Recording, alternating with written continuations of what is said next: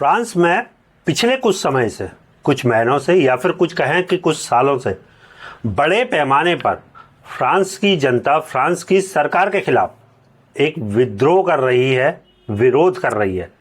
यह विद्रोह क्यों शुरू हुआ, इसके पीछे के क्या कारण हैं, क्या इसका हमारे भारत देश पर असर पड़ेगा और इसका दुनिया पर क्या असर पड़ेगा, और क्या भारत में भी आने वाले समय में ऐसे विद्रोह देखे जा सकते हैं, सब कुछ विस्तार से जानेंगे। तो चलिए शुरू करते हैं। नमस्कार, मैं हूं हेमंत जोशी, आप देख रहे हैं यादों का गुल्लक। दोस्तों, पिछले कुछ समय में दुनिया भर में ऐसे विद्रोह बार बार देखने को मिल रहे हैं। ये विद्रोह हैं जो देश की असंतोष जनता का, देश की सरकार, देश के हुक्मरानों के खिलाफ एक विद्रोह हो रहा है। ऐसे विद्रोह जैसे हांगकांग प्रोटेस्ट हुआ था 2019-2020 में। इसकी मुख्य घटना थी कि विरोधी जो भी विद्रोही थे वो रोडों पर उतरे, पुलिस द्वारा उत्पीड़न का सामना किया। बाद में सरकार को सारे दिए हुए कानून, जो लागू कानून किए थे, उन्हें वापस लेना पड़ा था। इसके बाद हुआ लेबनान विद्रोह जो 2019 में हुआ। इसके बाद सूडान का विद्रोह, सूडान के बाद बेलारूस का विद्रोह, बेलारूस के बाद म्यांमार विद्रोह, अल्जारिया, ईरान और फिर श्रीलंका विद्रोह। 2020-21 में हमारे देश भारत में भी एक ऐसा ही विद्रोह सामने आया था, किसान जन आंदोलन, जिसमें सरकार ने किसानों को दिल्ली के अंदर प्रवेश से रोका था। इन सारे विद्रोह में एक कॉमन चीज है। क्या कॉमन है?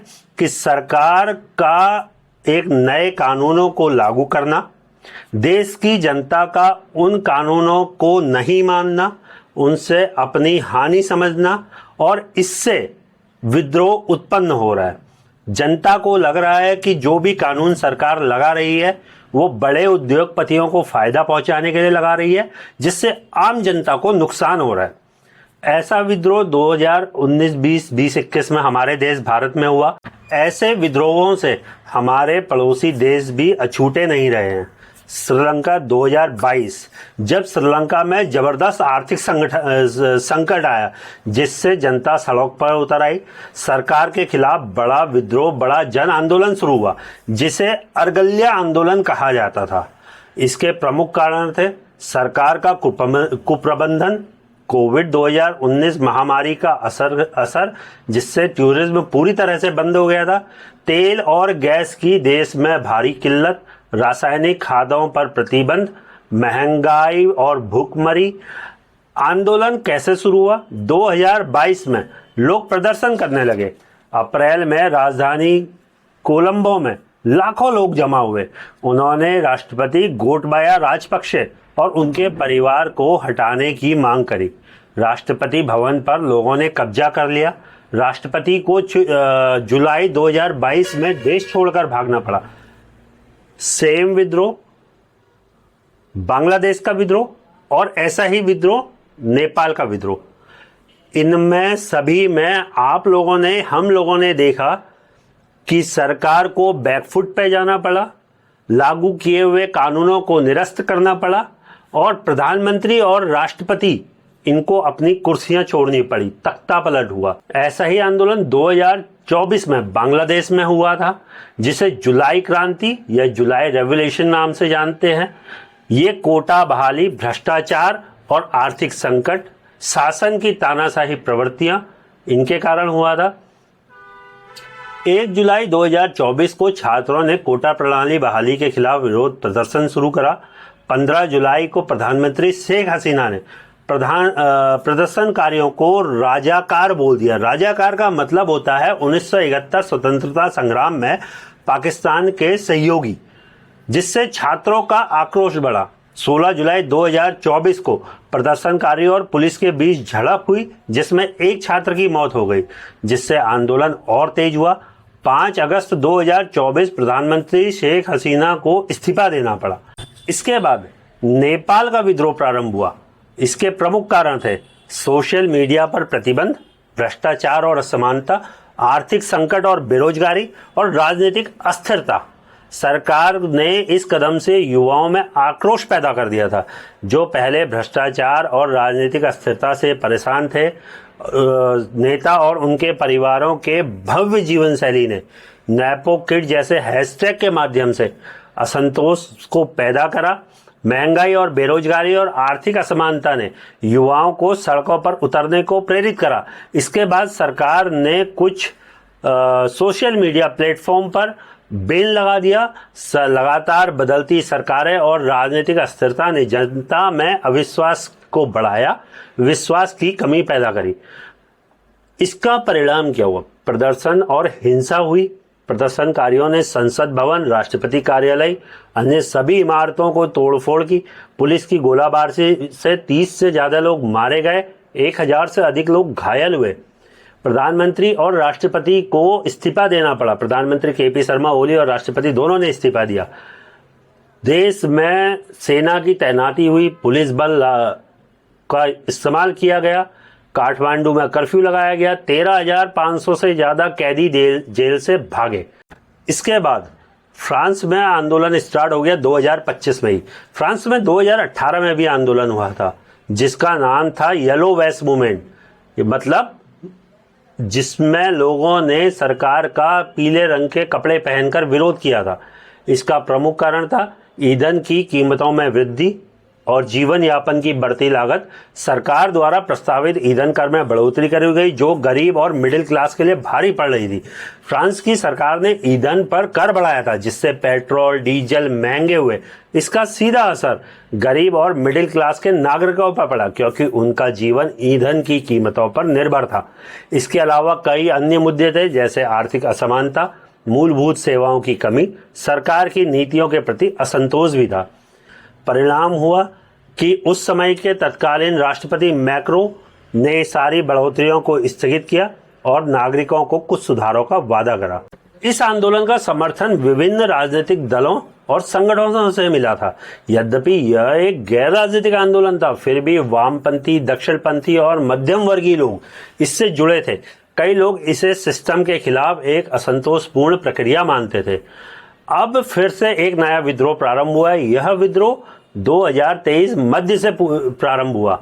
इस विद्रोह का प्रमुख कारण था पेंशन सुधार का ऐलान, जिसमें सरकार ने पेंशन सुधार के लिए कुछ ऐलान किया था। इसे बोलोकिक टूट नाम से जाना जाता है। इसका मतलब ब्लैक एवरीथिंग, सब कुछ बंद कर दो।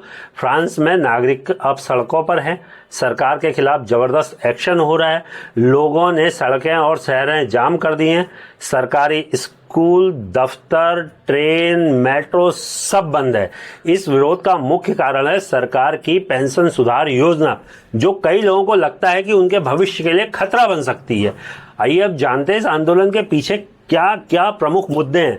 सबसे बड़ा मुद्दा है सरकार द्वारा पेंशन सुधार, साथ ही महंगाई बढ़ रही है, जीवन यापन की लागत आसमान छू रही है और सरकार का नया बजट भी लोगों के लिए चिंता का विषय बन रहा है। सरकार ने 2026 के लिए 44 बिलियन यूरो की कटौती की योजना बनाई, जिसके तहत सभी सरकारी सेवाओं में पेंशन कटौती में कमी, सरकारी सेवाओं में कटौती, पेंशन में कमी और आय में असमानताएं आएंगी। आंदोलन से बहुत सारे सेक्टर प्रभावित हो रहे हैं। ट्रांसपोर्ट, शिक्षा, स्वास्थ्य सेवाएं, सब पर गहरा असर हो रहा है। ट्रेन, मेट्रो, स्कूल, स्वास्थ्य सेवाएं सब कुछ बंद हैं, सीमित हो गए हैं। इस आंदोलन ने फ्रांस के हर हिस्से को जकड़ लिया है। फ्रांस में राष्ट्रपति का कार्यकाल 5 साल का होता है। पहले ये 7 साल का था, लेकिन 2000 में इसे 5 साल का कर दिया गया। एक व्यक्ति अधिकतम 2 बार राष्ट्रपति बन सकता है। राष्ट्रपति के पास फ्रांस में बहुत सारे अधिकार हैं, जैसे प्रधानमंत्री नियुक्त करना, संसद भंग करना, राष्ट्रीय सुरक्षा का नेतृत्व और भी कई सारे हैं।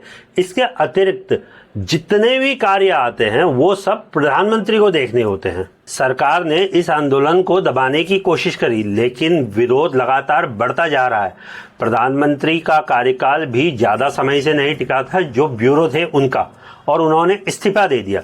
सरकार की ओर से कोई ठोस प्रतिक्रिया नहीं आई, जिससे लोगों का गुस्सा बढ़ गया। और देखना यह है कि सरकार की ओर से कोई ठोस प्रक्रिया आएगी या नहीं, क्या सरकार अपनी योजनाओं को वापस लेगी या नहीं, यह विरोध बढ़ेगा या कम होगा। अब यह आंदोलन पूरी दुनिया को दिखा रहा है कि लोग अपनी सरकार के खिलाफ खड़े हो सकते हैं जब उनके अधिकारों की अनदेखी होगी। यह आंदोलन सिर्फ फ्रांस तक ही सीमित नहीं, बल्कि यह संकेत है कि दुनिया में लोग अपने अधिकारों के लिए खड़े हो सकते हैं। क्या यह विरोध बढ़ेगा? क्या सरकार अपनी नीतियां पुनर्विचार करेंगी? ये तो आने वाला वक्त ही बताएगा। लेकिन फ्रांस में चल रहे इस आंदोलन के बाद दुनिया के कई अन्य देशों में ऐसी स्थिति बन सकती है जहां बड़े स्तर पर विरोध और आंदोलन की संभावना हो सकती है। इसमें कई राजनीतिक, सामाजिक और आर्थिक कारण भी हैं जो ऐसे आंदोलन उत्पन्न कर सकते हैं। चलिए मैं आपको कुछ बताता हूं कि किस देश में फ्रांस का इस आंदोलन का असर पड़ेगा। फ्रांस में चल रहे आंदोलन का बहुत बड़ा प्रभाव भारत में भी पड़ सकता है, क्योंकि बहुत से मुद्दे, वैश्विक मुद्दे समान हैं और भारत में यह परिस्थितियां बन सकती है। फ्रांस में आंदोलन ने यह दिखाया है कि जब नागरिकों का गुस्सा बढ़ता है, उनकी मूलभूत जरूरतों की सुरक्षा खतरे में होती है, तो वो सड़कों पर उतर आते हैं। भारत में यदि ऐसा होता है तो इसके परिणाम बहुत बड़े हो सकते हैं। आर्थिक विरोध, फ्रांस में जीवन यापन की बढ़ती लागत, महंगाई के खिलाफ आंदोलन हो रहे हैं। वैसे ही भारत में भी अगर महंगाई और ज़्यादा बढ़ती है और बेरोजगारी पर सरकार जल्दी ही नियंत्रण नहीं लगाती है तो नागरिक सड़कों पर आ सकते हैं। फ्रांस में किसान और श्रमिक मुद्दों को लगातार उठाया जा रहा है। यही स्थिति भारत में भी हो सकती है अगर कृषि नीतियों में बड़े बदलाव नहीं होते या फिर सरकार किसानों की समस्याओं पर ध्यान नहीं देगी तो यह आंदोलन दोबारा प्रारंभ हो सकता है, जैसा 2020-2021 में हुआ था। इसके अलावा फ्रांस के आंदोलन का एक प्रमुख मुद्दा पेंशन योजनाओं में कटौती और सार्वजनिक योजनाओं की घटती गुणवत्ता है। अगर भारत में भी सरकार की नीतियां सार्वजनिक सेवाओं और पेंशन योजनाओं में जैसे कटौती कर रही है, इन पर लगाम नहीं लगाती है, तो लोगों का रोडों पर आना मुझे निश्चित लगता है। फ्रांस में निजीकरण हो रहे हैं, खर्चों में कटौती करी जा रही है और बिल्कुल यही चीज आज के समय में भारत के अंदर भी चल रहा है। फ्रांस में सामाजिक ध्रुवीकरण, नक्सलवाद के खिलाफ बड़े आंदोलन हुए। भारत में भी धर्म, जाति और समाज के अन्य मुद्दों पर बढ़ते तनाव के बीच लोगों में असंतोष फैल रहा है। यह असंतोष अंदर ही अंदर फैल रहा है। अगर यह सामाजिक असमानता और विरोध बढ़ता है तो भारत में भी विरोधी आंदोलनों का जन्म हो सकता है। फ्रांस में जैसे युवा वर्ग ने बड़ी संख्या में सड़कों पर उतरकर विरोध प्रदर्शन किए हैं, वैसे ही भारत में भी यदि शिक्षा, रोजगार या सामाजिक न्याय के मुद्दों पर बड़ा आंदोलन खड़ा हो सकता है अगर इन पर सरकार ने ध्यान नहीं दिया। भारत में अस्थिरता के माहौल प्रमुख रूप से आर्थिक समस्याओं, राजनीतिक असंतोष, सामाजिक ध्रुवीकरण और किसानों के संघर्ष का कारण बन सकती है। अगर यह मुद्दे और गहरे होते हैं तो भारत में भी फ्रांस जैसे बड़े विरोध देखने को आने वाले समय में दिखेंगे। फ्रांस के आंदोलन से भारत में ये सीखने को मिलता है कि अगर सरकार की नीतियां लोगों की उम्मीदों से मेल नहीं खाती तो असंतोष और विरोध स्वाभाविक रूप से उत्पन्न होंगे। भारत में वर्तमान समय में कुछ मुद्दों पर सरकार जनता को दबाना या फिर जनता को नियंत्रण करने का कदम उठा रही है, जिसका असर आम नागरिकों की स्वतंत्रता, अभिव्यक्ति और अधिकारों पर पड़ता है। ये मुद्दे सरकार की सत्ता की अवधारणा, राजनीतिक नीतियों और सामाजिक तनाव से जुड़ी हुई है। आगे मैं आपको कुछ मुद्दे बताता हूं जिन पर सरकार ने आम जनता पर दबाव डाला है। जैसे भारतीय दंड संहिता की धारा 124A के अनुसार सेडिशन कानून में जो किसी भी सरकार के खिलाफ व्यक्ति बोलता है या आलोचना करता है उसे अपराध माना जाता है। ये कानून ब्रिटिश काल से चलता आ रहा है। इसका इस्तेमाल हमारी आज की सरकार ने अपने विचार, जनता के विरोधियों के विचारों को दबाने के लिए किया है। इसके तहत अगर मैं कहूं कि गांधी परिवार के नेता या फिर मैं कहूं राहुल गांधी पर ही कई बार इसके तहत विरोध उत्पन्न हुआ है। पहला विरोध हुआ था जब राहुल गांधी कन्हैया कुमार के सपोर्ट में आए थे 2016 में। दूसरा विरोध हुआ था जब राहुल गांधी ने भारत जोड़ो यात्रा के दौरान सरकार के विरोध में बोला था। उसके बाद तीसरा विरोध एक बार 2019 में हुआ था जब राहुल गांधी ने रेप इन इंडिया वाले बयान पर विवादित बयान दिया था। राजीव गांधी फाउंडेशन के आरोप में भी ये हुआ है 2020 में, और राहुल गांधी के आगे स्मृति ईरानी के खिलाफ विवाद हुआ था, उस समय भी ये चीजें बोली गई। और कई पत्रकारों जैसे रवीश कुमार पर 2020, मुनव्वर जहरी पर 2020, सिद्दीकी कप्तान पर 2022, दिशा रवि पर 2021, कन्हैया कुमार पर 2016 और कई सारे अन्य नेताओं पर भी इस कानून के तहत कार्रवाई हो चुकी है। दूसरा कारण है इंटरनेट पर नियंत्रण। सरकार का सोशल मीडिया प्लेटफॉर्म और ऑनलाइन सामग्री पर सख्ती से निगरानी करने का काम हो रहा है। इस समय इंटरनेट शटडाउन किए जा रहे हैं, अस्थायी ब्लॉकिंग जैसे कदम भी उठाती है सरकार, खासकर जब विरोध या आंदोलन होते हैं। तीसरा कारण, कुछ मीडिया हाउस और पत्रकारों को दबाया भी जा रहा है जो सरकार की आलोचना करते हैं। कई बार पत्रकारों के खिलाफ मामले दर्ज किए जाते हैं या उन्हें डराने धमकाने की कोशिश करी जाती है। CAA, NRC नागरिक संहिता कानून CAA और राष्ट्रीय नागरिक रजिस्टर NRC जैसे कदमों ने कई विरोध उत्पन्न किए हैं। इन कानूनों के खिलाफ आंदोलन हुए थे, लेकिन सरकार ने इन पर कड़ी प्रतिक्रिया दी। इनमें संवैधानिक अधिकारों की रक्षा को लेकर चिंता जताई गई, खासकर मुस्लिम समुदाय के खिलाफ संभावित भेदभाव इसका एक कारण था। जम्मू कश्मीर राज्य से अनुच्छेद 370 की समाप्ति, उसे 2 केंद्र शासित प्रदेशों में विभाजित करने का कदम भी विवादास्पद मुद्दा था। इसे कई लोग भारतीय संघ के अधिकारों का उल्लंघन मानते हैं और कहते हैं कि इसमें कश्मीरी लोगों को उनका अधिकार छीना गया।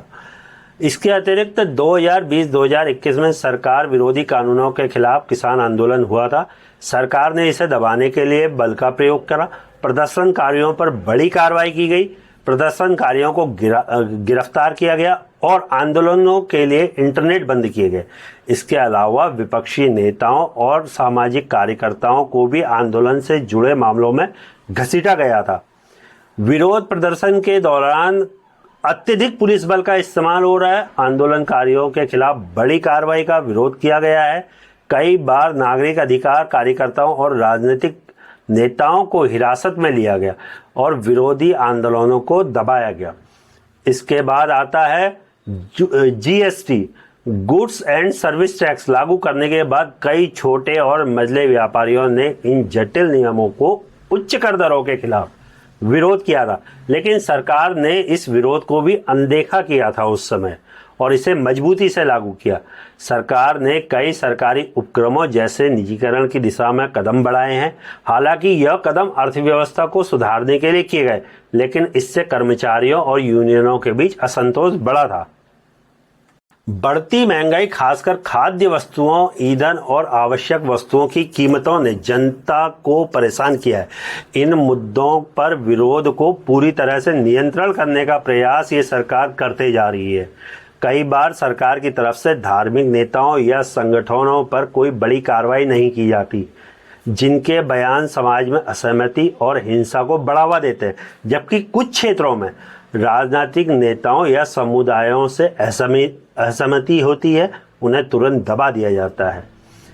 ऐसे कई मुद्दे सामने आए जिनमें धर्म के आधार पर असहमति और संघर्ष होते हैं। सरकार ने इन विवादों को कुछ मामलों में एक तरफा रूप से दबाने की कोशिश भी की है। NSA का इस्तेमाल विरोधी गतिविधियों को दबाने के लिए किया जाता है। यह कानून सुरक्षा मामलों में आरोप लगाए किसी को भी लंबे समय तक हिरासत में रखने का अधिकार नहीं देता है, जो कई बार अत्यधिक होता है। इसके बाद आता है सरकार ने प्रशासनिक नियंत्रण पर भी बड़ा रुख अपनाया है। सरकारी कर्मचारियों और अधिकारियों पर राजनीतिक दबाव बढ़ने से निष्पक्ष प्रशासनिक निर्णयों पर असर पड़ता आ रहा है। केंद्र सरकार ने कई ऐसे राज्यों में राज्यपालों और केंद्रीय एजेंसियों जैसे CBI और ED का इस्तेमाल किया अपने राजनीतिक विरोधियों को दबाने के लिए। इसके अतिरिक्त न्यायपालिका के फैसलों पर भी सरकार का प्रभाव बढ़ने के आरोप लगते आए हैं। कई मामलों में यह कहा गया है कि सरकार ने अपने पक्ष में फैसले लेने के लिए न्यायपालिका पर दबाव डालती आ रही है, जो संविधान की स्वतंत्रता के खिलाफ है। आरटीआई एक भारत की जनता का एक बहुत बड़ा अधिकार है, जिसके तहत कई बार हमने देखा है कि सूचना प्राप्त करने में अवरोध पैदा किया जाता है। सरकारी विभागों और अधिकारियों से जानकारी मांगने पर कई बार जवाबदेही नहीं होती, जिससे पारदर्शिता और जवाबदेही प्रभावित होती है। यह आंदोलन कई अन्य देशों में भी फैल सकते हैं, जैसे इस समय इटली में महंगाई और जीवन यापन की लागत तेजी से बढ़ रही है। बेरोजगारी और सरकार की नीतियों के खिलाफ असंतोष फैल रहा है। पेंशन योजनाओं में कटौती और टैक्स में वृद्धि को लेकर भी वहां पर विरोध प्रारंभ हो सकते हैं। इसके अलावा स्पेन में बेरोजगारी की दर बहुत बढ़ गई है, जिससे सरकारी कर्मचारी की हड़ताल आम हो गई है। पेंशन सुधार और सार्वजनिक सेवाओं में कटौती को लेकर स्पेन के लोग समय समय पर विरोध करते आ रहे हैं। अगर इनकी नीतियां सरकार के खिलाफ, नागरिकों के खिलाफ ही रहती हैं, तो स्पेन में भी विरोध और जन आंदोलन देखे जा सकते हैं। यूनाइटेड किंगडम में, ब्रिटेन में महंगाई और जीवन यापन की लागत तेजी से बढ़ रही है। हाल के वर्षों में पेंशन और सार्वजनिक सेवाओं पर दबाव बढ़ा है और ब्रेक्सिट के बाद की अस्थिरता बनी हुई है। यूनाइटेड किंगडम में शिक्षकों, नर्सों और अन्य सरकारी कर्मचारियों के बीच हड़तालों का बढ़ता हुआ चलन इस बीच देखा गया है। संभावना यह है कि अगर सरकार श्रमिक वर्ग के बीच में समझौता नहीं करती, तो ब्रिटेन में बड़े आंदोलन जल्दी ही देखे जा सकते हैं। जर्मनी में समाजवादी और वामपंथी आंदोलनों के लिए एक मजबूत परंपरा रही है। महंगाई और रिफ्यूजी संकट, विशेषकर यूरोपियन और प्रवासियों के मामले में जर्मनी में असंतोष बढ़ गया है। जर्मनी की सरकार की आर्थिक नीतियां भी कुछ वर्गों को परेशान कर रही हैं। इसके अलावा ग्रीस में यूरोपीय यूनियन की कर्ज की समस्या और इसके कारण ग्रीस में आर्थिक संकट आ गया है। पेंशन में कटौती, बेरोजगारी और सरकारी खर्चों में कमी जैसे मुद्दों पर ग्रीस में लगातार विरोध हो रहे हैं। इसके अलावा ब्राजील में महंगाई बढ़ी हुई है। असमानता के कारण जन असंतोष फैला हुआ है। हाल में ही चुनावों के बाद राजनीतिक अस्थिरता आ गई है। सरकार के खिलाफ वहां पर एक बड़ा विरोध चल रहा है। सरकार के पेंशन और अन्य सामाजिक सुधारों पर विवाद चल रहे हैं। वहां पर अमेरिका में नस्ली असमानताएं आ रही है। वहां के राष्ट्रपति के इस समय विवादित बयान से वहां की जनता बहुत असंतुष्ट है। स्वास्थ्य देखभाल पर संकट है। शिक्षा की बढ़ती लागतों से वहां लोग परेशान हैं। और पाकिस्तान में तो ये सभी कारण हमेशा ही रहते हैं। पाकिस्तान जब से पाकिस्तान भारत से अलग हुआ है, इन सारी समस्याओं से जूझता चला आ रहा है। चिली में भी महंगाई, शिक्षा और बेरोजगारी के मुद्दे गहरे होते जा रहे हैं। चिली में पहले भी विरोध हुए हैं। अगर सरकार कोई ठोस कदम नहीं उठाए जाते, तो ये विरोध वहां पर और ज्यादा बढ़ सकते हैं। अब कुल मिलाके इसका निष्कर्ष ये है कि फ्रांस का आंदोलन एक संकेत है। फ्रांस का एवरीथिंग ब्लॉक, सब कुछ बंद कर दो, आंदोलन एक संकेत है और इस दुनिया के लिए एक संकेत है कि वैश्विक स्तर पर आर्थिक असमानताएं, महंगाई, पेंशन और सरकारी नीतियों में बदलाव के खिलाफ विरोध होते रहेंगे। हालांकि हर देश की अपनी परिस्थितियां और सामाजिक संरचनाएं हैं, लेकिन अगर सरकार की नीतियां जन विरोधी होती है या फिर आम जन को लगता है कि ये नीतियां मध्यम वर्गीय या लोअर वर्ग के विरोध में हैं और बड़े वर्ग को फायदा पहुंचाने के लिए बन रही हैं, तो जन आक्रोश बढ़ेगा और आंदोलनों की समस्याएं पैदा होते रहेंगी। यहां से ये भी साफ होता है कि विश्व स्तर पर न्याय, समानता और सरकारी नीतियों के खिलाफ असंतोष फैलता रहेगा, जो आने वाले वर्षों में एक व्यापक रूप लेगा। हमारे देश के हुक्मरानों को तो इस मामले में बहुत ही सजग रहने की जरूरत है। क्योंकि हमारे देश में पहले किसान आंदोलन हुआ जिसको सरकार ने दबाया, इसके बाद छात्रों के आंदोलन हुए, अलग अलग यूनिवर्सिटीज़ में आंदोलन हो रहे हैं, अब ये वोट चोर वाला आंदोलन। तो सरकार को समझना चाहिए कि जनता के अंदर असंतोष फैल रहा है, असंतोष अंदर ही अंदर बढ़ रहा है, और समय से पहले अगर सरकार सचेत नहीं होती है तो एक न एक दिन बहुत जल्दी जनता का गुस्सा फूटेगा, रोड पर आंदोलन होगा और सरकार चाहे कितना ही बल का प्रयोग कर ले, जनता पीछे नहीं हटती। ये हमने सभी आंदोलनों में देखा है, सारे देशों के आंदोलनों में देखा है। मैंने आपको देशों के नाम भी गिनाए थे, उन सभी में ये हुआ है। तो सरकार को अलर्ट रहना चाहिए और लोगों से भी मेरी प्रार्थना रहेगी कि चीज़ों को क्लियर करें, सीधे सोशल मीडिया या यूथ एग्रेशन में आके आंदोलनों की तरफ ना जाएं। बातचीत से हर चीज का हल संभव होता है। आप सभी को हमारा ये वीडियो कैसा लगा, हमारी ये जानकारी कैसी लगी, हमें जरूर बताइएगा। और आपका इन आंदोलनों के प्रति क्या प्रतिक्रिया है, मुझे जरूर कमेंट में लिखकर बताइएगा। तब तक के लिए जय भारत, ओम नमः शिवाय।